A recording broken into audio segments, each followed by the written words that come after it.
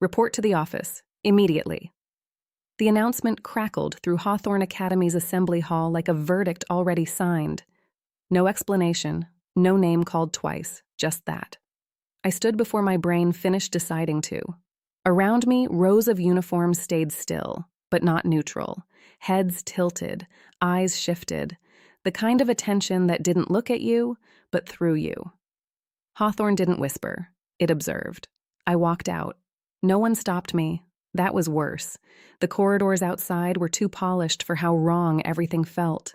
Marble floors, framed legacy photos, a school built to look untouched by chaos while quietly producing it. My footsteps echoed anyway, each one louder than it should have been. The office door was already open when I arrived. She was waiting, Headmistress Calla Vire, standing behind the desk like the room belonged to her by default.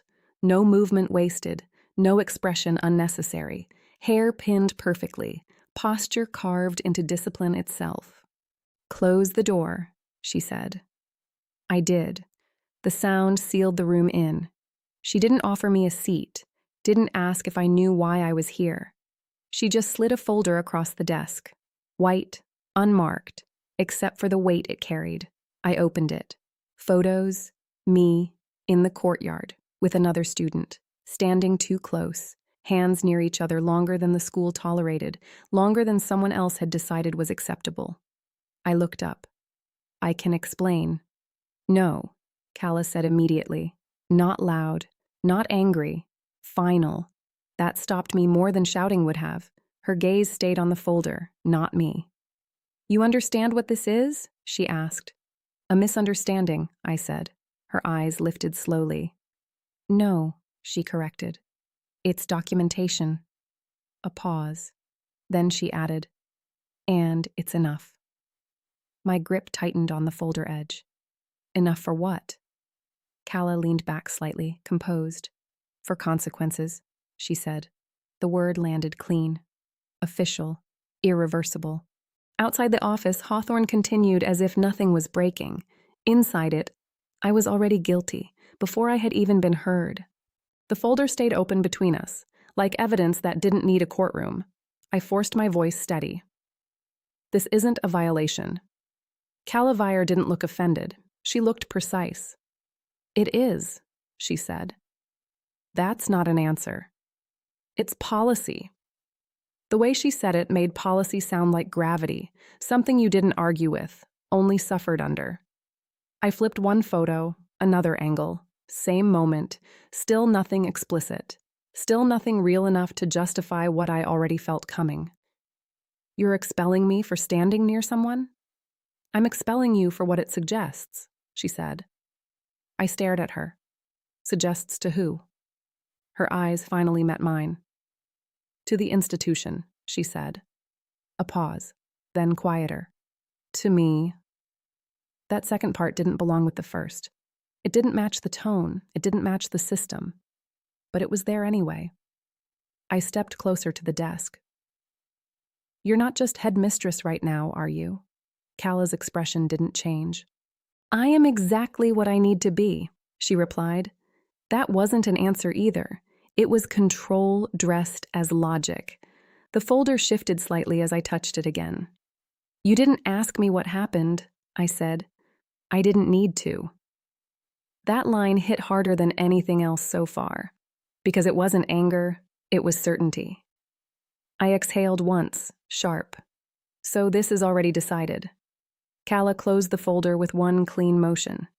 "Yes." No hesitation, no softness, just finality placed neatly on a desk. I laughed once, but it came out wrong. "No hearing? No discussion?" "There was observation," she said, "from people who don't know the full story." "That is not required," she replied. Silence settled after that, not empty, structured, like the room itself had rules for breathing. I looked at her again. "You don't care what actually happened." Calla's voice lowered slightly. "I care what remains," she said. And somehow, that sounded worse than not caring at all. The knock came before I could respond. Calla Vire didn't look surprised. She just said, Enter. The door opened. A prefect stepped in. Uniform, perfect. Hands clasped too tightly, eyes trained on anything except me. I submitted the report, she said. The room changed instantly. Not louder, not colder, just sharper. I turned to her. You reported me? Her throat moved. She didn't meet my eyes. I had to, she said. No, I replied instantly. You chose to. That made her flinch, but she didn't correct it. Calla gestured slightly. Leave, she said. No tone change, no punishment, just dismissal. The prefect left immediately, no hesitation. The door shut too softly for what it just ended. I stared at it for a second, then turned back to Calla. So, students report each other here, I said. Yes? And you don't question it? If the structure is clear, questioning creates distortion. I let out a short laugh. That's insane. Calla didn't react to the word. It's stability, she corrected. I stepped closer to the desk again. It's surveillance. It's accountability. Same thing dressed differently. That finally made her look at me longer than before. You misunderstand your position here, she said. I think I understand it perfectly, I replied. I'm being removed because someone interpreted something. Calla's gaze didn't shift. Interpretation becomes reality when recorded, she said. That sentence sat in the air like it belonged there, like Hawthorne Academy had built itself around it. I glanced toward the folder again, still open, still silent. And the truth? I asked. Calla's voice stayed even. The truth does not always protect the institution, she said. That was the moment I realized this wasn't about what I did, it was about what they needed me to mean. The room felt tighter after the prefect left, like the air had been reassigned. I turned back to Calaviri. So that's it? One report and I'm done? It's not one report, she said calmly. It's a confirmed pattern. I froze. Pattern? Her eyes didn't flinch. Repeated proximity, repeated violation of curfew proximity limits, repeated observation reports. That's not a pattern, I said. That's people watching me exist. Calla didn't respond immediately. Then, at Hawthorne, she said, existence is structured. I let out a short, sharp breath. You're serious. I am consistent, she corrected. That word again, consistent, like that mattered more than fair. I stepped closer to the desk. So what happens now? Calla didn't move. You will be removed from enrollment, she said. Just like that. Yes. No warning. You are being warned now. I laughed once. It came out dry. After the decision, Calla tilted her head slightly. The decision is already made. That stopped me. Not because I didn't expect it. Because she said it like it was weather. Not choice, not judgment, just condition. I looked around the office for the first time properly. Everything in it was ordered. Clean lines, framed achievements, certificates that didn't look earned so much as arranged. You've done this before, I said. Yes, she replied. How many? That is not relevant. It is to me. Calla's gaze sharpened slightly. No, it isn't. Silence. That was the first time she interrupted something that wasn't speech. She interrupted my assumption of importance. I exhaled slowly. You don't even want to hear me deny it. Calla stood, not suddenly, not aggressively, just with final precision. I don't require denial, she said. Then what do you require? Her answer came without hesitation. Order. And in that moment, I understood I wasn't being judged. I was being removed. Calla opened the folder again, slowly, like she was reminding me the case wasn't finished just because I wanted it to be. She slid one photo forward. I assume you recognize this, she said. I did. Courtyard. Late afternoon. Me standing too close to another student. Her laughing at something I said. Nothing about it looked illegal. Nothing about it looked like what they were turning it into. That's not what you think it is, I said. Calla didn't react. Then explain it. A pause. I looked at the image again. Explaining would mean giving context. Context meant trusting she cared about it. She didn't. So I stopped myself halfway through speaking. Calla noticed. You see the issue? She said. No, I replied. I see people making an issue. Her voice stayed level. We act on observable outcomes, not intention. That's convenient, I said. It's functional. I stepped closer again. You don't know what was happening there. I know what was recorded. That's not the same thing. Calla finally looked directly at me again. It is here, she said. That sentence landed heavier than anything else she'd said, because it wasn't cruelty. It was structure speaking for itself. I exhaled sharply. So, if someone misunderstands me, I just disappear? You are not disappearing, she said. What would you call it then? A pause. Then, reallocation, she said. I blinked once. Reallocation. Yes. Like I was paperwork, not a person. I looked down at the folder again. The photos didn't move, didn't change, didn't care what I said. And if you're wrong? I asked quietly. Calla didn't hesitate. Then the system corrects itself through future enforcement, she said. That was it. No apology path, no reversal logic, just forward motion, no matter what got crushed underneath it. I stepped back slowly and realized this was never a conversation. It was already a process. I stopped trying to argue after that, not because I agreed, because I realized there was nothing left in the room that could be moved by words. Calla Vire closed the folder again and placed it squarely in the center of her desk. Like punctuation. You will leave Hawthorne Academy, she said. Not as a threat, not as a suggestion, as completion. I stared at her. When? By morning.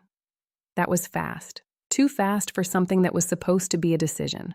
I let out a short laugh. So, I get expelled overnight. You have been given notice, she replied.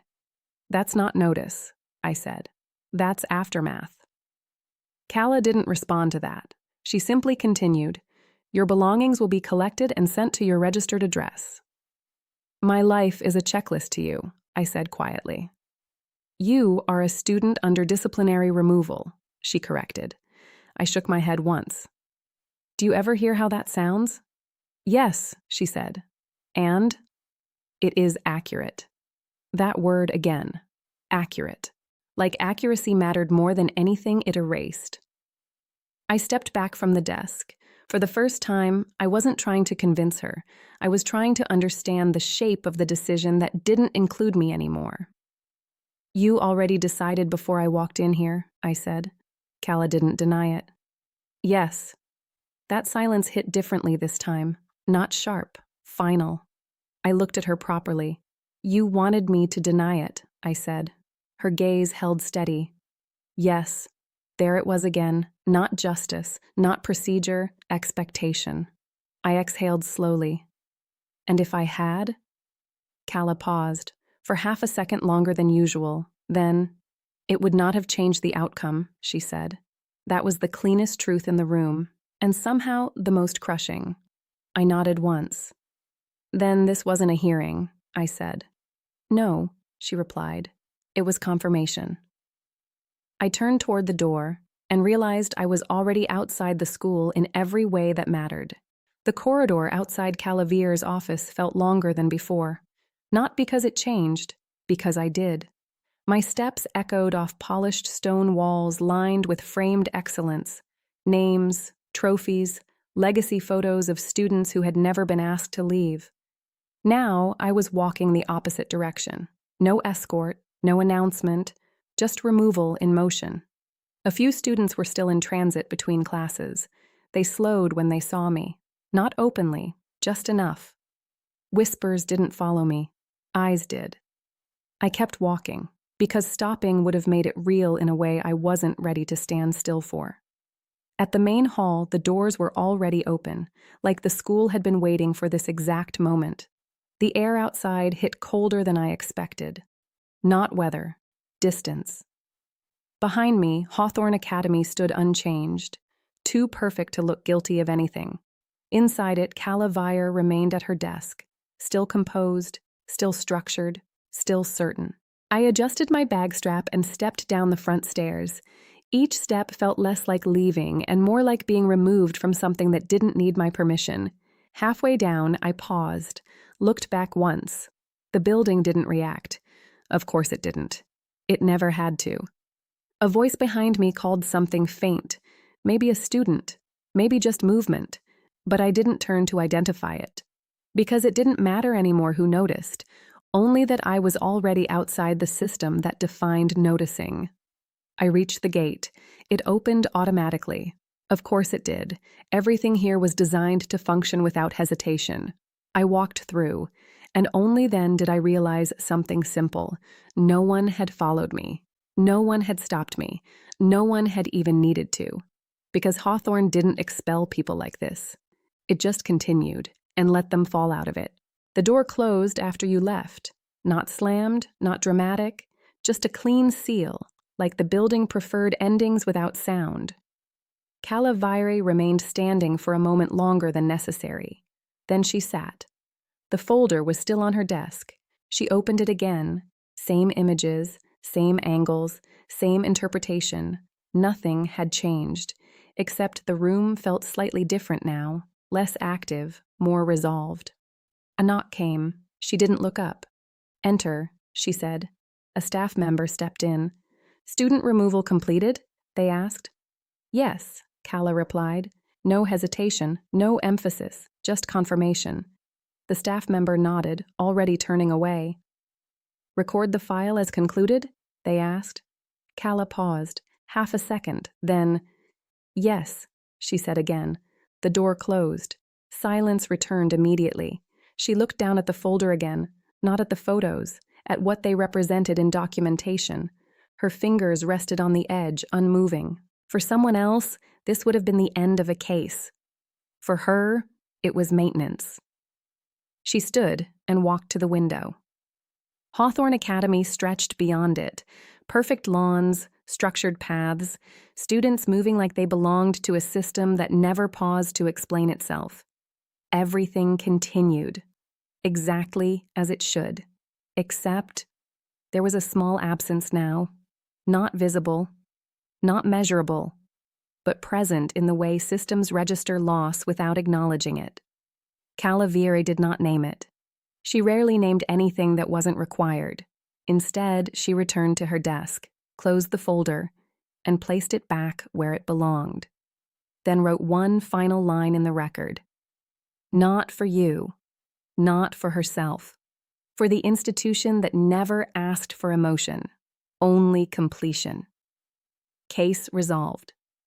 The pen stopped, ink dried, and Hawthorne Academy moved on without pause. The gate behind me clicked shut, not locked, just finished.